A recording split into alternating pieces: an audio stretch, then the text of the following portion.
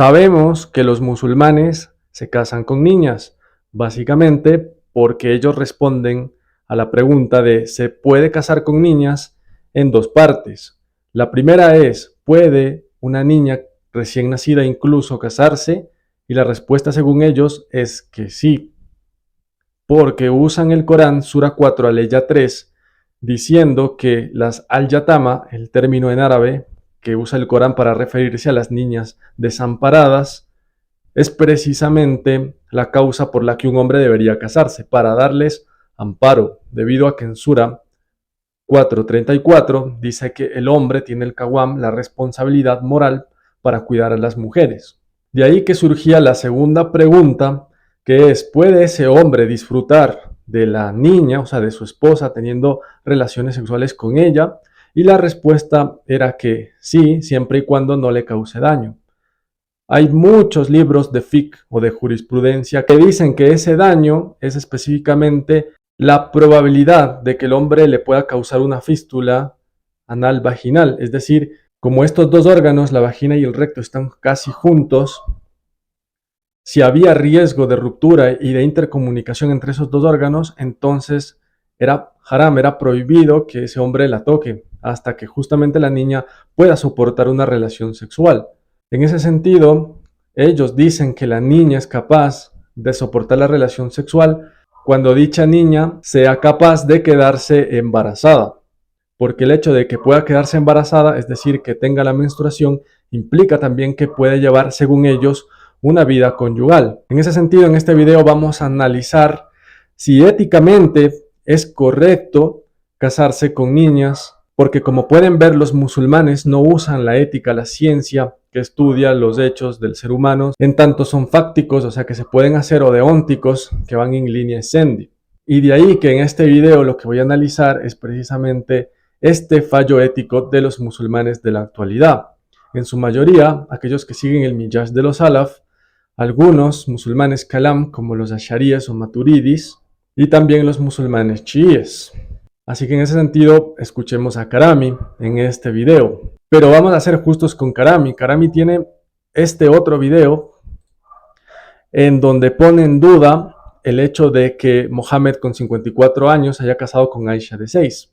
Sin embargo, en este video que es más antiguo, Karami defiende el matrimonio de Aisha de 6 años con Mohammed de 54 años. Dicho esto, que no sé si Karami haya cambiado su perspectiva, si siga pensando así o si ya de verdad pone en duda el matrimonio con Aisha, pero lo cierto es que en este video dice las justificaciones típicas de todos estos musulmanes de los cuales yo estoy hablando. Así que vamos a escucharlas y analizarlas desde la ciencia, tanto médica, incluyendo todas sus ramas antropológicas, biológicas, fisiológicas, ginecológicas, y también desde la ética, que es la ciencia de la razón práctica. Sin más, vamos a ello. Hago este breve vídeo para tratar un tema acerca del cual se me pregunta con relativa frecuencia y últimamente se me está preguntando bastante, que es el siguiente. Es cierto que el profeta Muhammad ﷺ llevó a cabo un matrimonio que se definiría hoy en día, esta es la palabra que se lanza, pedofilia.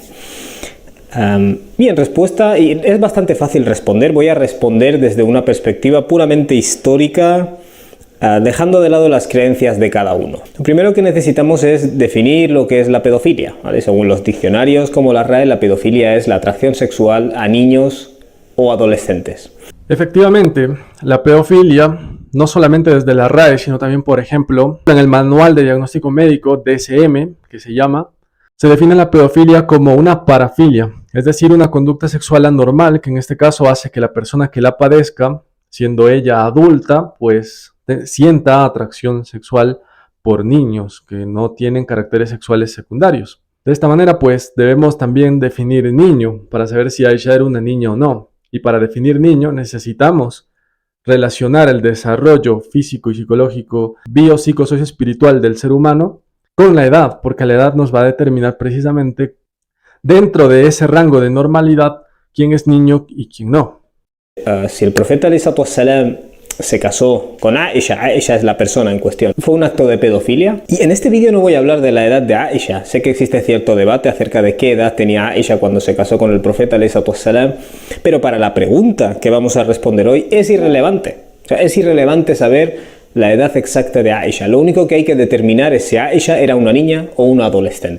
Entonces, justamente, muchachos, justamente, para determinar si Aisha era una niña o un adolescente, necesitamos relacionar su desarrollo con la edad.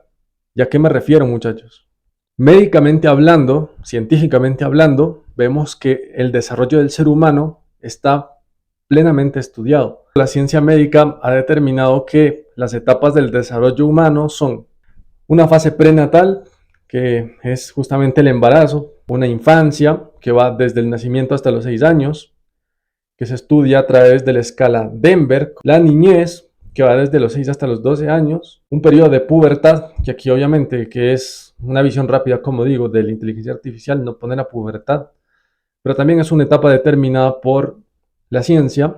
Luego le sigue la adolescencia, que va desde justamente la pubertad hasta los 18, 19, 20 años, según algunas bibliografías, y la juventud, que inicia inmediatamente, apenas se ha acabado la adolescencia, y llega hasta la adultez. Entonces, como les decía, no solo es Karami quien justifica el matrimonio infantil de esta manera, sino que cualquier salafi. En este caso, Abdelhak, eran otras épocas, que es un anacronismo, decir que es pedofilia porque eran otros tiempos, aunque no estoy seguro si la palabra anacronismo sea la palabra correcta, ya que si por definición anacronismo es situar algo fuera de su época, la pedofilia es pedofilia, en tanto que el ser humano sigue siendo ser humano.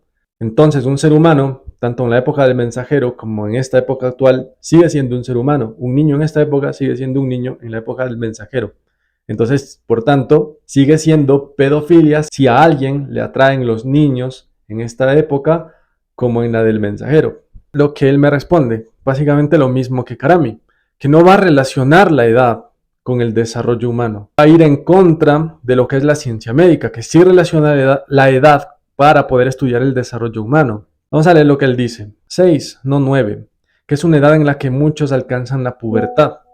Como antes les decía, para ellos la pubertad es el signo de que una mujer puede tener relaciones sexuales. Él entonces, lo que va a defender el salafista, en todo caso, es usar la ciencia médica para demostrar que la pubertad en algunos casos se alcanza mucho más rápido debido a factores externos, lo que se llamaría diferenciación fenotípica, lo que básicamente respondería más al fenotipo. Y dicho esto, teniendo en cuenta de que en aquella época, o sea en la del mensajero, no existía algo llamado adolescencia, una vez que la mujer tiene la menstruación se la considera adulta. Y claro, la adolescencia no es que es algo arbitrario impuesto por la sociedad, sino que realmente describe una etapa del desarrollo del ser humano. Entonces acá Abdelhak me enviaba artículos donde justamente se demuestra que la pubertad se alcanza en ciertos casos a edades más tempranas. De manera que, como ellos dicen que la pubertad implica adultez, entonces la adultez se alcanza a edades más tempranas. De esta manera justificando el matrimonio infantil. Este es el primer artículo que él me había mandado. Es del desarrollo puberal en la niña y la adolescente. Entonces acá podemos ver incluso que la pubertad también es una etapa del desarrollo humano que no estaba puesto en la inteligencia artificial, pero que es un fenómeno biológico complejo, que existe. O sea, que no es algo arbitrario que impone la sociedad, sino que realmente existe en el desarrollo humano. Y la pubertad se caracteriza por el desarrollo de los caracteres sexuales secundarios. O sea, aquí, en esta etapa, es donde al hombre le va a salir barba, le va a cambiar la voz, a la mujer le van a crecer los pechos, le van justamente a salir vello púbico. Y en resumen, este desarrollo está compilado en lo que se llama la escala de Tanner. O sea, el estadio 1 corresponde a tal desarrollo, el estadio 2 corresponde a tal desarrollo, el estadio 3 corresponde a tal desarrollo. Entonces, incluso el estadio 1, en donde no existe ningún grado de desarrollo mamario, no existe vello pubiano, no hay menstruación, pues el Tanner 1, sí, para los salafistas, para los musulmanes asharis, entre otros, chiíes, el estadio 1 correspondería a un estado haram de tener relaciones sexuales. Mientras que el estadio 2, en el cual ya se presenta la primera menstruación, entonces ahí ya las niñas podrían tener relaciones sexuales. Entonces acá supongo que él quiere usar este artículo porque destaca trastornos hormonales, nutricionales y epigenéticos, en lo que hablaba de las características fenotípicas, no la expresión génica, sí podrían modificar precisamente el hecho de que una niña presente la primera menstruación a una edad más temprana. En el otro artículo que nos manda del HAC, de la Asociación Española de Pediatría, sobre la pubertad y la adolescencia, leemos en resumen que hay diferencias biológicas entre pubertad y adolescencia. O sea que la pubertad y la adolescencia son, como volvemos a repetir, volvemos a hacer hincapié en esto, eventos biológicos. Y su definición obedece a criterios puramente estadísticos. Al estudiar el desarrollo biológico de los seres humanos, vamos a obtener ciertos datos, los cuales tenemos que analizarlos. Y para facilitar ese análisis, nosotros nos valemos como médicos de otra ciencia, la estadística en este caso, la cual es la ciencia que agrupa justamente esos datos. Vemos que precisamente acá alguien ha hecho encuestas a 406 mujeres del proyecto de maternidad de las adolescentes en el departamento del norte de Santander. El man ha encontrado, el que ha hecho esta investigación, ha encontrado que justamente la mayor cantidad de mujeres que presentaron la menstruación, o sea, 150 mujeres de 400 encuestadas, casi 140 mujeres por ahí, de todas las encuestadas, presentaron la menstruación hacia los 12 años. La mayor parte de mujeres, esto es justamente la campana de Gauss que indica la normalidad, ¿no es cierto? Entonces, la mayor parte de mujeres que están dentro de la normalidad tienen la menstruación hacia los 9 años como edad más temprana y hacia los 15 años como edad más tardía. Y todo lo que está por fuera de la campana de Gauss, o sea, las que menstruan más allá de los 15 años y las que menstruan antes de los 9 años, son justamente casos anormales, desviaciones estándar, o sea, que están por fuera de la norma. Entonces acá volvemos al artículo, muchachos, y vemos que justamente cuando dice que la pubertad y la adolescencia son eventos biológicos y que su definición obedece a criterios puramente estadísticos, es precisamente que la agrupación que hace la medicina de esos datos nos van a indicar más o menos las edades a las que se puede presentar tanto la pubertad como la adolescencia, sin que esto implique adultez, muchachos. Si leemos ya luego la introducción de este artículo, nos dice que se considera inicio de la pubertad normal. Ahora entendemos la palabra normal, o sea, que está dentro de esa campana de Gauss, a la aparición de la telarquía entre los 8 a 13 años en las niñas, ¿sí? Pero esa es justamente la pubertad. La adolescencia, por otro lado, se sitúa en un periodo que inicia al final de la pubertad, sea 13, 14, 15 años, y que justamente termina hacia los 21, según la Sociedad Americana de Salud y Medicina, ¿no? Según la Sociedad Americana de Salud y Medicina de la Adolescencia.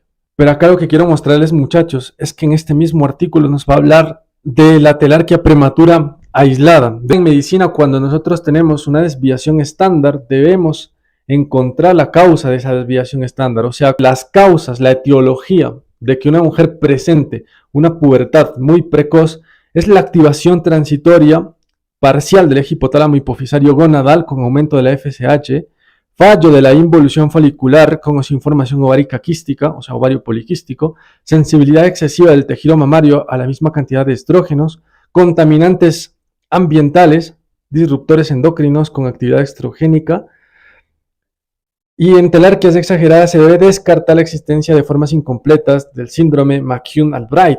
Entonces estamos diciendo que en medicina, cuando se habla de datos estadísticos, que son las desviaciones estándar, estamos hablando de enfermedades, muchachos. Entonces, el salafista prácticamente está basando su ética, es decir, su conducta, la conducta del ser humano en este caso, a qué edad debe casarse el ser humano, en las desviaciones estándar, en la anormalidad, no en la normalidad. O sea, está basando su ética en las enfermedades. Vale la pena leer la conclusión de este artículo. La adolescencia y pubertad son procesos esenciales en el desarrollo del ser humano. El papel del pediatra es prioritario, ya que la mayoría de los problemas y procesos clínicos que aparecen pueden seguirse en atención primaria, pues como vemos, no es necesario la realización de pruebas complementarias o tratamientos específicos, salvo en las situaciones especiales descritas. No obstante, se realizará la derivación a la atención especializada ante aquellos procesos de pubertad adelantada que progresan muy rápidamente, ante la importante ansiedad familiar o del paciente, ante problemas psicosociales significativos y siempre que el profesional lo considere oportuno. Entonces recuerdan que la adolescencia es un periodo biológico real que existe en el ser humano, que se da en el ser humano y que inicia inmediatamente después de que se haya acabado la pubertad. Pues incluso en la adolescencia, embarazarse es un riesgo. Por algo la OMS, la Organización Mundial de la Salud, entre otras entidades de salud, definen al embarazo adolescente como un problema de salud pública. Porque la adolescente no está capacitada para embarazarse, no está capacitada para tener un bebé. Solamente buscando así en la inteligencia artificial ya te dice las consecuencias, el resumen de las enfermedades que se pueden presentar: eclampsia, hemorragia postparto, hipertensión gestacional, endometritis, infecciones sistémicas, mayor riesgo de depresión y suicidio. ¿Por qué? Porque el cerebro adolescente sigue estando inmaduro. Acá por cuestiones de tiempo ponemos cerebro adolescente es inmaduro en Google y te sale obviamente un resumen, ¿no? De que sí, porque todavía el adolescente suele estar en crecimiento, ¿no? Entonces, por lo tanto, el cerebro también sigue en crecimiento. Entonces, nosotros sabiendo que el cerebro es el centro de integración humano y sabiendo que en el adolescente el centro de integración de la toma de decisiones todavía está en desarrollo, es absurdo desde el punto de vista científico e islámico real, o sea, el de hacer la voluntad de Dios según el ser, el de la justicia, dar a cada ser según su ser. Es absurdo que se permita el matrimonio con las púberes, con las niñas, con las adolescentes. Si el Islam defiende el concepto de familia, y la familia en sociología es la base de la sociedad, entonces debe proteger la familia, impidiendo este tipo de matrimonios. Es absurdo que lo permitan. Para saber si era un caso de pedofilia o no. Lo primero que tengo que decir a este respecto es que la adolescencia es un constructo bastante moderno. Es decir, en las sociedades premodernas, cuando una persona alcanzaba la pubertad, era adulto. ¿Vale? Eras niño y pasabas a adulto. No había una fase intermedia llamada adolescencia. Esto es un invento bastante reciente. Entonces la pregunta es, en la sociedad en la cual vivía el profeta ﷺ, ¿ella era mayor de edad? Es decir, ¿había superado la línea de lo que separa a un niño de un adulto? Y si la respuesta es un sí, que lo es, desde una perspectiva puramente histórica, independientemente de cuáles sean tus creencias, la consecuencia lógica de esto es que nunca puedes decir que hubo un caso de pedofilia. Es así de sencillo responder a esto. La cuestión aquí es la siguiente: ¿qué es un mayor de edad en esa sociedad y qué es un mayor de edad en nuestra sociedad? Este es precisamente el problema ético, muchachos, del que les hablo. O sea, hay diferentes formas de hacer ética. Pueden haber éticas consecuencialistas, éticas utilitaristas. Si yo me manejo, por ejemplo, de forma consecuencialista, pongamos un ejemplo fácil: la mentira para mí sería buena en función de la consecuencia, de lo que voy a obtener. En este caso, si yo le miento a mi mujer, como dicen algunos salafistas, de que la comida está rica cuando no está rica, para proteger mi matrimonio, puedo hacerlo. Entonces aquí la mentira estaría bien. Pero la ética no tiene que fundarse así.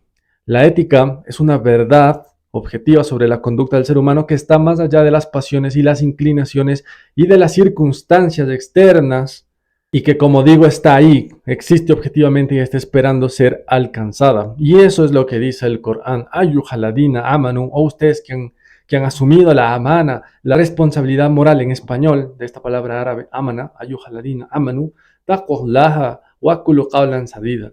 Digan siempre la verdad, hablen sin barreras. Hablen siempre sin subterfugios, sin barreras, sin sadida. La palabra ética viene del griego ethos, que significa conducta, el cómo nos vamos a conducir por esta vida. Por eso algunos le llaman a la ética la ciencia de la razón práctica. Como les decía, hay escuelas éticas que plantean justamente un contenido material, ¿sí? Por ejemplo, la semita, estoica, marxista, aristotélica. Formas de hacer ética kantianas buscan el imperativo categórico, ¿no es cierto? O sea, básicamente no anclan el deber ser del hombre en su fisi, en su naturaleza, sino que anclan el deber ser del hombre en la razón. Y eso se llama el giro lógico, de la ética. Hay éticas utilitaristas que plantean el mayor bien a la mayor cantidad de personas posibles. Los estudiosos, los filósofos, los primeros filósofos buscaban la physis, la naturaleza de las cosas, el principio que las hace brotar y permanecer brotando, es decir, la naturaleza como principio de operaciones, que hace que las cosas se muevan y aparezcan de esta manera. Pero más allá de todas las escuelas, la ética nos enseña a reflexionar, es decir, volvernos sobre nosotros mismos y problematizar nuestro modo de ser en este mundo, en aquello que nos toca según nuestra libertad. Precisamente no podemos cambiar nuestra naturaleza primera, es decir, el principio de las operaciones involuntarias que suceden en nuestra vida. La reproducción celular, el crecimiento del cabello, la pubertad, la adolescencia, pero sí podemos obrar en aquellas operaciones que sí dependen de nuestra voluntad, del vole, como hablaba Schopenhauer, del vole. Y es por eso que somos superiores a los demás entes, como lo dice Heidegger en Sein und Zeit, Ser y Tiempo, ¿no? Su principal obra filosófica hablando de justamente el Dasein. Ich bin mit meinem Dasein zufrieden. Si yo sé lo que soy, entonces soy feliz con mi existencia. ¿Acaso el mensajero de Dios Mohammed no dijo lo mismo? Manara fanafsa fakadara farabba. La peculiaridad óntica del Dasein consiste en que el Dasein es ontológico. Entonces, ¿qué es esta palabra ontológico? De ente, ens, y logos, el estudio del ente, el estudio del ens, de lo existente. Entonces, nosotros debemos partir para hacer ética del estudio del ente en cuanto ente, del estudio del nafs en cuanto nafs, del estudio del kaun en cuanto al kaun. Porque este Dasein, este ens, se comprende siempre a sí mismo desde su existencia, desde una posibilidad de sí mismo. Vamos nosotros, al estudiar el ente en tanto ente, a descubrir ese fos, ese fenómeno oculto en el ente. Y así vamos a determinar nuestra ética, anclando justamente nuestra conducta a nuestro ser. El ser es. ¿Y cómo debe ser el ser? Eso es la ética. Y de ahí es que justamente el ser humano está hecho para que busque el bien en sí, el bien en el ser. Yo fumo no porque el Corán lo diga, no porque la Sunna lo diga, sino porque Allah me ha quedado con pulmones los cuales se dañan si es que yo fumo. Vamos a dejar que nuestra existencia sea completamente determinada por los factores ambientales, económicos, estructurales de nuestra vida. Vamos a adueñarnos de nuestro destino y hacernos responsables por los que decidimos y lo que permitimos que suceda en y con nosotros. Tomar la decisión de hacer algo con lo que hicieron de nosotros es una decisión ética. ¿Y quién hizo de nosotros? Justamente Dios. Dios hizo de nosotros. Y bueno, justamente ahí, en la ontología, en el ente, es donde el ser humano adquiere la dignidad ontológica. Porque la dignidad ontológica se refiere al ser, es innata, necesaria, estática, universal, inalienable. Decir que la persona tiene una dignidad ontológica es afirmar que goza de una dignidad y por lo tanto es merecedora de un respeto y de una consideración. La dignidad de la persona humana desde este punto de vista radica en su ser y no en su obrar. Entonces, la niña no tiene en su ser la capacidad de procrear, de sostener una familia. La puber no tiene la capacidad de formar una familia. Ya tiene la capacidad de engendrar, pero no la capacidad de sostener una familia. La adolescente podrá tener la capacidad de sostener una familia, podrá tener la capacidad de engendrar, pero no tiene la capacidad para poder engendrar sin sufrir ninguna enfermedad. No tiene la capacidad para sostener una familia sin que justamente esté propensa a recibir algún daño, en este caso el de abandonar sus estudios, el tiempo que tiene para poder estudiar, para poder prepararse. Y por eso es que la OMS, la sociedad, la ética, cualquier ciencia te va a decir que está mal casarse con una adolescente, con una puber, con una niña. No es porque sí, muchachos, no es porque sí, porque me da la gana de decir que la niña está capacitada para casarse o porque la niña no está capacitada para casarse, no. Porque hay una ontología, un derecho natural en cada ser humano. ¿Acaso eso Al-Farabi, por ejemplo, no llamaba Daruriyun, los derechos naturales, inalienables? Entonces acá vamos a leer en cambio el cómo es la ética de un musulmán moderno. Vemos acá que traducen justamente este libro, Los Fundamentos del Sendero Profético, de Ahmad ibn Hanbal. justamente traducido por Karami Singadet y Sheikh Isa García. Lo pueden encontrar en islamhouse.com. En su introducción, que Ahmad ibn Hanbal precisamente estaba en contra de la filosofía, del pensar, del amor a la sabiduría. Y que precisamente al rechazar la filosofía, al rechazar el pensar, en el preguntarnos por el sentido del ser, como leímos antes en el libro de Ética, Heidegger, ¿no? El Dasein, el preguntarnos sobre el Dasein, sobre el sentido del ser. Acá los fundamentos simplemente son que nosotros debemos apegarnos a la metodología de los compañeros del mensajero de Dios. ¿Sí? Simplemente si los compañeros hicieron tal cosa, entonces yo me fundamento en lo que ellos hicieron para conducirme según lo que ellos se conducían y pensar según lo que ellos pensaron. Es decir, estoy renunciando a la naturaleza que Dios me ha dado. Si yo, por ejemplo, quiero ser parte de Ahlus Sunnah wal Jamaa o de los chiíes, que también tienen la misma metodología, en tanto que los chiíes siguen a los imam y en cambio los Ahlus Sunnah wal Jamaa siguen a los sahados, los compañeros, es de que si yo quiero ser parte de esos grupos, de estos corpus religiosos, es del de que yo abandone literalmente todo tipo de pensamiento. Leemos. Y parte de la sunna indispensable, de la cual el que la abandona en lo más mínimo, es decir, no la acepta ni cree en ella, no es de su gente. O sea, yo no soy de Ahlus Sunnah wal Jamaa, no soy chií, porque yo no creo que Aisha, y lo demuestro, haya tenido 6 años. Entonces, aceptar la sunna es confirmar la veracidad de las narraciones relativas a él y la creencia en ellas. Si ya me dicen a mí que Sahih al-Bukhari, determina la veracidad de la narración de Aisha, entonces yo no puedo decir el por qué ni el cómo. No se trata esta religión de ellos de nada de pensar, sino de la confirmación de su veracidad y la creencia en ellas. Y quien no tenga conocimiento de la explicación de una narración y su intelecto no la alcance a entender, ello le basta y le es definitivo. O sea, no me pueden decir a mí que mi intelecto no basta para entender que una niña, una puber, un adolescente no puede contraer matrimonio. Esa es ética. Eso es lo que Dios creó, lo que Dios puso en nuestra naturaleza, no lo que un sabio venga a decir de lo que es la naturaleza, en este caso Ibn Hanbal. Y le incumbe de igual modo no disputar con nadie ni debatirle. Entonces Karami no podría, por ejemplo, debatir conmigo ni aprender a practicar la argumentación. Bueno, si él es Ash'ari, sí. Él puede argumentar con ciencia como trató de hacer Abdelhak, con ciencia para destruir la ciencia, algo así.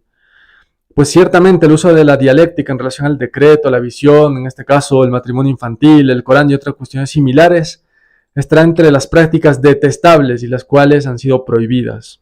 Su aficionado, por ejemplo yo, si empiezo a cuestionar el hecho de que no se pueden casar con niñas, entonces yo ya no soy parte de la gente esta, hasta que yo abandone esta argumentación y me someta a aceptar que Aisha sí se casó con el mensajero de Dios cuando éste tenía 54 y ella 6. Entonces, este es el problema ético de los musulmanes, señores. Este es el problema ético de los musulmanes. Y en otras sociedades del mundo, por ejemplo, yo por parte de padre soy de Gambia y mi padre siempre nos explicaba cómo las personas con 16 años allí, al menos cuando él era joven, se casaban, ¿vale? Y el proceso de niño a adulto es bastante diferente al de nuestra sociedad, porque en un lugar, como en este caso el tercer mundo, supuestamente, tú eres un niño y desde los 8 años ya estás cuidando los animales de tu padre, de tus padres, estás cuidando el campo y cuando llegas a los 11, 12 años has alcanzado la pubertad y ya eres un adulto en esa sociedad y ya se espera con 16, 17 años que te cases, ¿vale? Y si con 20 años no te has casado, algo falla contigo, ¿no? Lo que estoy intentando decir es que incluso a día de hoy, en sociedades distintas, no industrializadas, lo que llamamos la diferencia entre un niño y un adulto es distinta. Para empezar, no existe la adolescencia y las personas son adultas a una edad mucho más temprana que aquí. Pero entonces, ¿por qué tenemos esta noción en el mundo moderno, en el primer mundo, de que la mayoría de edad son 18 años o 20 años o 21 años, dependiendo del país? Porque no hay algo fijo. Dado que no se trata de una cuestión biológica, sino de una cuestión social y cultural, no existe un número fijo. ¿Escucharon? Para el salafista, la ética no está basada en la biología. Para el asharita, la ética no está basada en la biología. Para el musulmán de hoy, La ética no se basa en la biología, no se basa en la biología que creó Dios. Se basa en lo que diga un solere, se basa en el solere, en lo que se suele hacer en una sociedad, se basa en lo que el sheikh diga, falacia de autoridad, se basa en criterios de la razón, como Kant, pero no en la biología, que es lo que creó Dios. Sociedades, ¿vale? Las sociedades modernas, industrializadas, se ha desarrollado una mayor medicina, lo cual ha impactado en nuestra esperanza de vida. Tenemos esperanza de vida más larga. Entonces, los países donde la esperanza de vida es entre 40 y 50 años, es lógico que el niño es adulto más pronto. Aquí tenemos una esperanza de vida de hasta 80 años, ¿vale? Luego se ha añadido otro factor, que es el de los estudios, ¿vale? Las personas terminamos la escuela primaria y luego pasamos a estudiar y no acabamos de estudiar hasta... De verdad, es que esto ni siquiera... Es que de verdad, muchachos, pónganse a pensar. ¿Acaso antes la gente tampoco llegaba a los 100 años? La propia Asma, la hermana de Aisha, llegó a los 100 años.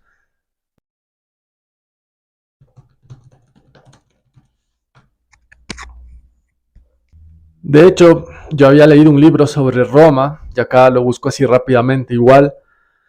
Y sí, los censos romanos decían que algunas personas vivían incluso 140 años, más que ahora, muchachos. O sea, eso no es una justificación. Hasta los 18 o 20 años.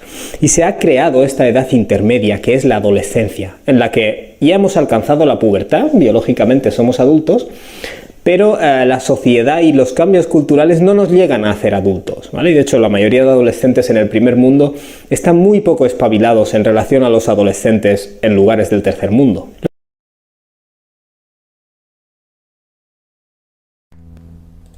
Muchachos, la adolescencia no se ha creado, la adolescencia ya existía porque es algo propio de nuestra naturaleza. Miren acá este artículo español, de hecho, del Hospital Universitario de Móstoles, de hecho, Madrid. Dice, mientras que la pubertad es un periodo de cambios exclusivamente biológicos, la adolescencia es el periodo de tiempo entre el inicio de la pubertad y el final del crecimiento y desarrollo físico y psicosocial. O sea, la adolescencia existe porque es algo biológico del ser humano. Y como digo, la naturaleza humana la creó Dios. No es algo que es inventado. La adolescencia se ha inventado. Eso es absurdo desde el punto de vista... Eso es absurdo científicamente hablando. Absurdo, muchachos. La adolescencia existe porque es una etapa con características y necesidades propias y tiene la misma importancia que la infancia o la edad adulta. Es la época más sana de la vida desde el punto de vista físico, pero el adolescente está expuesto a muchos riesgos y diferentes problemas de salud. Y uno de ellos, como vimos, el embarazo adolescente. Pero bueno, aprovechamos este artículo para mostrar aquí un gráfico de la escala de Tanner, ¿sí? De la escala de Tanner, que es precisamente lo que nos va a atraer, ¿sí? Lo que nos va a atraer del sexo opuesto, ¿cierto? Por eso la pedofilia está mal. Ahora sí hablemos un poco de la pedofilia, por eso es que está mal. Porque claro, si tú borras la adolescencia, si tú borras el concepto de adolescencia y le dices, no, la adolescencia es un constructo de nuestras sociedades, entonces claro, es algo nuevo y entonces claro, no existe pedofilia, no, pero justamente la pedofilia existe porque es un trastorno el hecho de que a ti, por ejemplo, te guste una mujer Tanner 1 en lugar de que te guste una mujer Tanner 4 o 5, porque esto sí atrae, pero mientras que esto no, porque nuestro cerebro está diseñado por el propio Dios, literalmente, para que nosotros evitemos justamente lo malo, porque esa es la omnibenevolencia divina, ¿cierto? Esa es la omnibenevolencia divina, la omnisciencia divina, el hecho de que Dios sabe que el cómo evitar todos los males posibles, entonces nos pone en nuestro propio cerebro la capacidad para que no nos atraigan las niñas, sino que nos atraigan las personas que están ya listas para justamente concebir, o sea, miren este otro artículo. Miren, de lo que les estoy hablando es de que justamente el sex appeal, hay una ciencia que estudia, que se llama la ciencia del sex appeal, que estudia aquello que nos atrae del sexo opuesto. O sea, acá vemos esta imagen de que justamente la atracción sexual no es cuestión de gusto, sino biológico. O sea, se ha demostrado que una mujer con caderas anchas atrae más que una que no tiene caderas anchas. ¿Por qué? Porque la cadera ancha es sinónimo de una pelvis ginecoide que va a permitir al niño salir durante el parto sin ninguna complicación, sin ninguna distocia de rotación, distocia de encajamiento, ¿sí? Entonces, unos pechos igual grandes nos atraen más, pero porque los pechos grandes, pues literalmente tienen más glándulas mamarias y las glándulas mamarias van a darle mejor leche y más leche a los niños. Entonces, todo ese tipo de cuestiones, muchachos, todo ese tipo de cuestiones de que la cara bonita, es una piel limpia, indica que esa persona está sana y por eso nos atrae más. Eso es esa piel, no es algo de gusto, sino biológico. Por eso hay pedofilia, por eso existe pederastia, porque no es normal que te guste una niña Tanner 1 a que te guste una mujer Tanner 5. Como vemos en los niños, las caras son muy parecidas, o sea, no te puede gustar un niño, porque nos gusta la variedad. Entonces, justamente la adolescencia, la pubertad, producen esos cambios para que haya esa diferenciación entre las caras, entre los cuerpos, y entonces así se pueda dar la recombinación génica, que es justamente lo que hemos alcanzado como especie humana a través del proceso evolutivo, de que justamente recombinemos nuestros genes para que nos dé ciertas ventajas biológicas respecto, no sé, de los parásitos y de ciertos seres inferiores, biológicamente hablando, que se reproducen no sexualmente, sino asexualmente. Lo que esto implica es que una persona desde los 12 años hasta los 18 aproximadamente es un adolescente, y de hecho esto está cambiando, porque hoy en día puedo dar fe de que las personas hasta los 25 años son adolescentes. Conoces a chavales hoy en día con 20 años que entre Instagram y TikTok y solo están pensando en fiesta y en ligar, y me da la sensación de que esto... Pero Karami, a los 24 años ya tienes un cerebro maduro. Si tienes actitudes infantiles, eso es otra cosa. Esta mentalidad es de 13 años o de 12 años, no con 20 años, pero vemos que los cambios que están habiendo en la cultura popular van alargando esto, y la persona se supone que hasta los 25 no trabaja Bueno, en fin, creo que eso ha quedado muy claro. La ética no debe estar fundamentada en lo que dice una sociedad, en el solere, sino en la biología, no en el solere, en lo que dice la sociedad. ¿Se entiende, muchachos? o hasta los 25 no ha terminado su carrera y no obtiene un trabajo para poder formar una familia y luego se hipoteca. Hay una serie de cosas que han afectado en lo que consideramos que es ser un adulto hoy en día. Y por esto veremos que nunca existió ninguna controversia en lo que se refiere al matrimonio del profeta con Aisha en Arabia, que si os fijáis, el profeta estaba en guerra con Quraysh. Ellos hubieran buscado cualquier argumento para dejar mal al Islam. Pero para ellos no existía ningún problema en el matrimonio con Aisha. De hecho, si aceptamos que en Surat Tahrim, en el verso 4 y 5, como vimos en el anterior video, Aisha tenía malas intenciones con el mensajero, pues precisamente por eso narró esto que narró. Y por eso precisamente este hadith que narró ella es de ella y su familia. Y como habíamos hecho el análisis historiográfico, no podemos tomar un testimonio. Los salafistas sí, los asharitas sí, pero la ciencia historiográfica no. La historiografía no. No puedes tomar un testimonio como verdadero. Tienes que corroborarlo. Y al corroborarlo, pues se ve que eso es mentira, que no cuadra esa edad de 6 años con ningún hecho histórico de la época del Islam temprano. O sea, la época en la que vivió el mensajero con ella, con Aisha. Y lo más interesante es que incluso aquí en Europa no existía hasta el siglo XX. ¿Por qué? Porque aquí mismo la gente con 14 años se casaba antes. Así que en conclusión, ¿el matrimonio del profeta con Aisha fue un caso de pedofilia? No, porque Aisha era una adulta de acuerdo a los estándares de esa sociedad. Y digo esto... Sí, porque de acuerdo a la biología, Aisha, si tuviera 9 años, pues el mensajero es un pederasta y un pedófilo. Esa es la realidad. Sin ni siquiera poner un número fijo a la edad que tenía Aisha. Y voy a concluir diciendo que esta cuestión no tiene que ver con tus creencias, con si crees en el profeta Muhammad o no, tiene que ver con tu nivel cultural, ¿vale? Si tú, como europeo del siglo XXI, que crees que la mayoría de edad son los 18 años porque es la sociedad en la que te ha tocado nacer, si no tienes la capacidad de entender que en otros lugares del mundo, como países del tercer mundo, o en otras épocas de la historia, en el mundo premoderno, que de hecho es toda la historia humana, hasta este siglo XX, si no tienes la capacidad de entender que existen diferentes nociones de lo que es ser alguien mayor de edad, o lo que convierte a alguien en una persona adulta capaz ya de casarse, es una señal de bajo nivel cultural. O si alguien en África Occidental se casa con 16 o 15 años, ¿es pedofilia? No, porque en esa sociedad ese hombre y esa mujer ya son... De hecho sí es bajo nivel cultural, pero el hecho de desconocer precisamente el cómo funciona nuestro cuerpo. Mientras más sepamos cómo funciona nuestro cuerpo, sociedades culturalmente más avanzadas van a existir. Precisamente una persona que vive en el desierto, que vive en la selva y que haga este tipo de prácticas, es porque no conoce su ser. O sea, el mensajero de Dios mismo lo dijo, Man arafa nafsa faqad arafa rabb. El propio mensajero de Dios dijo, Uktu fawalla di nafsu, vayadu maharaja min humilahak. Que si tú cultivas tu naturaleza, o sea, juro por quien me ha dado este ser, y lo cultivas, de ese ser solo va a emanar la verdad de ese ser, de ese nafs, ¿no?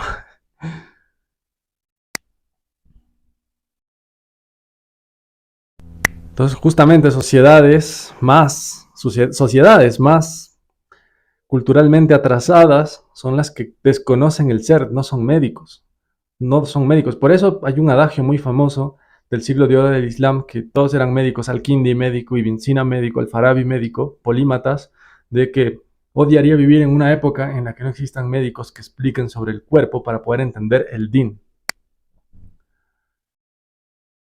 Hombres y mujeres adultos capaces de cuidar las cosas, de cuidar los animales, de contribuir en el negocio de sus padres, etc. Es otra sociedad. La gente no se tira estudiando hasta los 25 años. La gente con 13 años ya tiene que estar bien espabilada.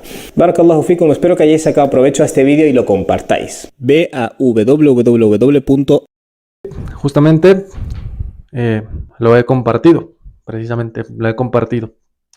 Bueno, déjenme saber en los comentarios si mi explicación fue didáctica, si se entendió. La ética no puede estar basada ni en la razón pura, como dice Kant, para alcanzar ese imperativo categórico. No puede estar basada en la consecuencia, no puede estar basada en las circunstancias externas, no puede estar basada en las pasiones humanas, no puede estar basada en el utilitarismo. La ética tiene que ser ontológica, tiene que estar basada en el ser. Y mientras nosotros más estudiamos al ser y más lo definimos, podemos entender sus enfermedades y tratarlas, como en el caso de la pubertad precoz. Podemos entender la realidad, la naturaleza y diseñar cosas que nos faciliten la existencia. Pero mientras desconozcamos el ser, la naturaleza, que la creó Dios, entonces estamos acabados. Por eso el Corán dice, Bismillahirrahmanirrahim, Afala yanzuruna ilal ibili kayfa khuliqat. Observa la maravillosa creación, en algunas traducciones del ciclo del agua, en otras traducciones del camello, wa ilal sama'i kayfa rufiyat, y el cómo, y en todas las cosas que hay encima de tu cabeza, wa ilal jibali kayfa nusibat, y en las montañas cómo han sido dispuestas, wa ilal ardi kayfa sutihat, y en el cómo todo lo que está abajo de tus pies ha sido dispuesto, allanado, y ya está. Ese es el principio del Islam. La observación, el entender, el abstraer verdades de las cosas y luego adecuar nuestro intelecto a ellas, ¿sí? Adecuar nuestro intelecto a ellas. En fin, bueno, eso muchachos en resumen y nada,